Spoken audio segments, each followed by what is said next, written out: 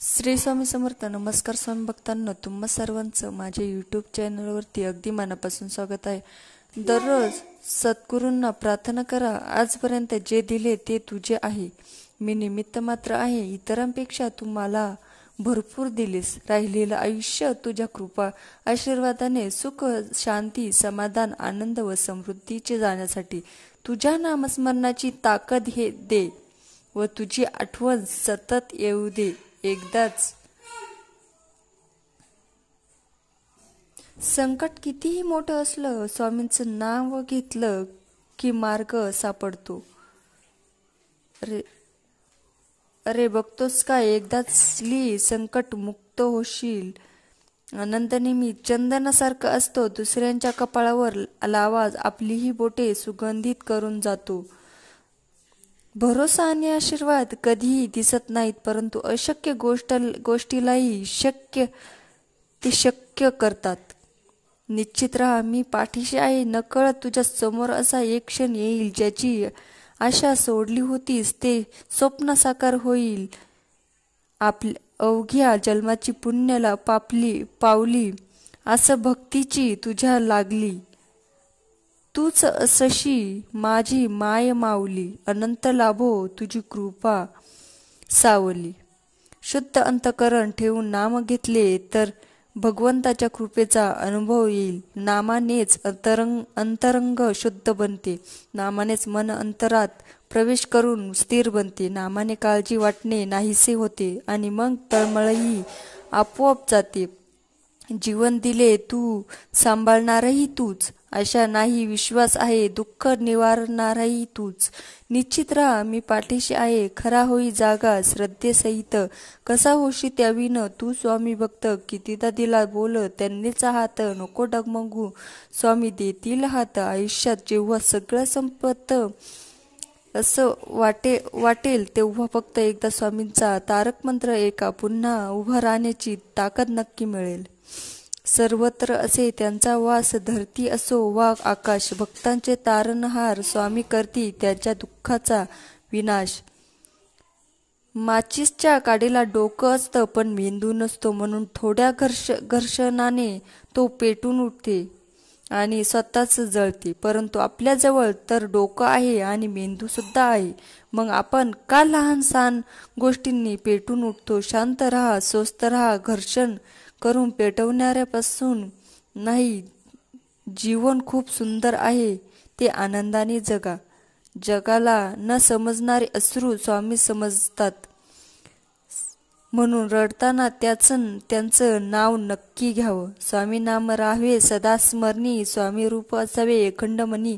तुझ्या विना नसावे अन्य ध्यानी, इतुकांची काची वर द्यावी स्वामी. तर संकटे आपोआप दूर होतील. वेदना हे लक्षण आहे तुम्ही जिवंत आहात याचं, आणि संकट हे लक्षण आहे तुम्ही मजबूत आहात याचं. लक्षात घ्या बाळांनो, वेदना अनुभवणं हे जीवनाच्या प्रवाहात असल्याचं लक्षण आहे. हे ओळखून त्यावर मात करा, संकट आपोआप दूर होतील. सुसंवाद हे गैरसमज दूर करण्याची किल्ली आहे. सुसंवाद हे गैरसमज दूर करण्याची किल्ली आहे. या संवादातूनच परस्परांची मने समजून घेता येतात. ज्यावेळी आपण आपल्या भावना स्पष्टपणे व्यक्त करतो आणि इतरांच्या विचारांवर खुल्यापणाने चर्चा करतो, त्यावेळी गैरसमज दूर होतात, नाती मजबूत होतात आणि विश्वास निर्माण होतो. म्हणून प्रत्येक नात्यात सुसंवाद हा असावाच. आम्हाला सर्वाधिक भावतो तो भक्ताच्या अंतःकरणातील श्रद्धेचा सुवास. फूल तर केवळ निमित्त आहे. आम्हाला सर्वाधिक भावतो तो भक्ताच्या अंतःकरणातील श्रद्धेचा सुवास. मग तो भक्त कुणीही असो, त्याचं मन सुमन असणं गरजेचं असतं. आमच्या पादुका म्हणजे बेड्याच आहेत.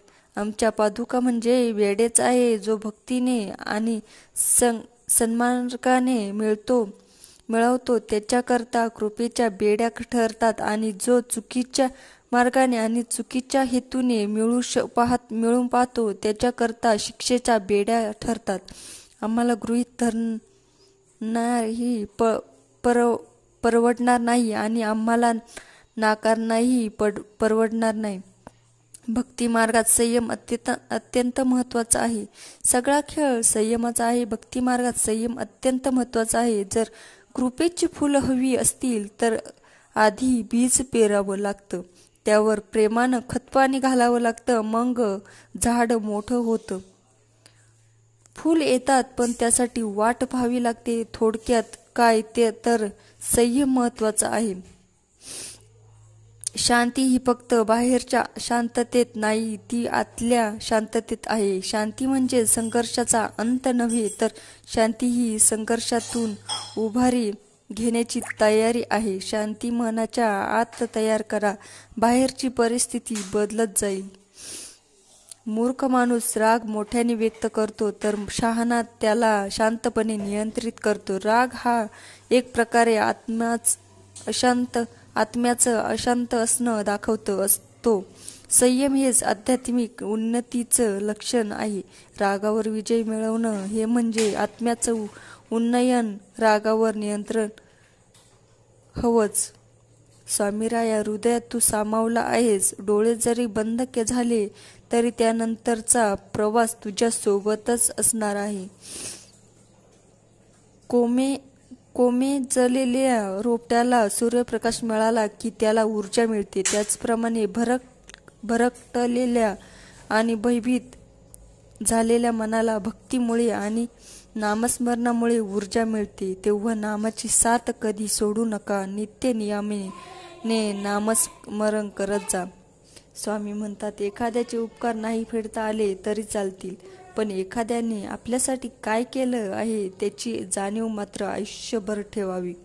अज्ञान, अविश्वास आणि स्वार्थाच्या अंधाऱ्या गर्तेत भलेही जग बुडालेले असो, पण सत्य हा एक असा दिवा आहे जो कधीही विझत नाही.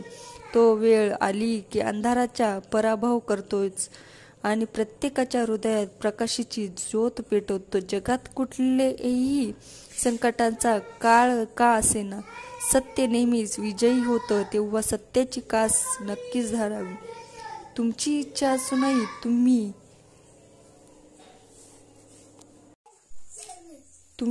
असूनही तुम्ही लोकांची धारणा बदली करू शकत नाही. म्हणून शांतपणे आणि आनंदाने जीवन जगा. लोक काय विचार करतात ते त्याच्या कर्तृत्वाचा भाग आहे.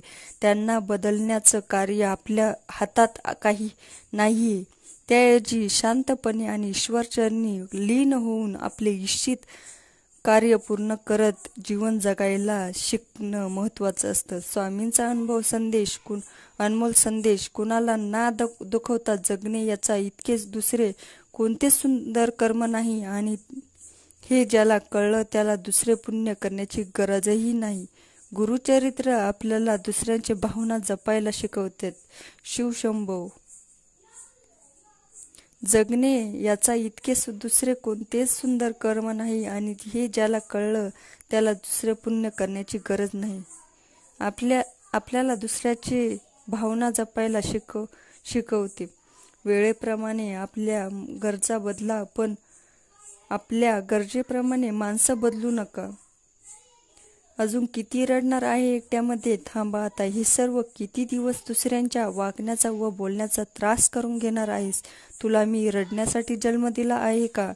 तुझा माझ्यावर विश्वास आहे ना? माझं नामस्मरण करत राहा. मी तुझ्या सोबत आहे. त्याचं गांभीर्य नाही आहे का तुला? सर्व काही तुझ्यावर आहे. लोक बोलण्याचा तू जर ठरवलं, तुला त्रास नाही करून घ्यायचा आहे, तर तुला त्रास नाही होणार.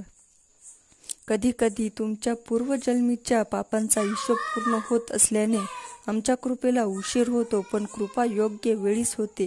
तुमचं आयुष्य बदलण्यासाठी आमचा आशीर्वादाचे कमळ हळूहळू उमलत आमची कृपा उशिरा होईल, पण जीवनभर होईल.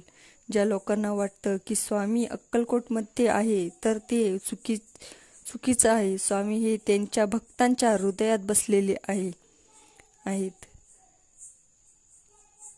जो समजून घेतो आणि समजूनही सांगतो तोच खरा आपला जोडीदार असतो.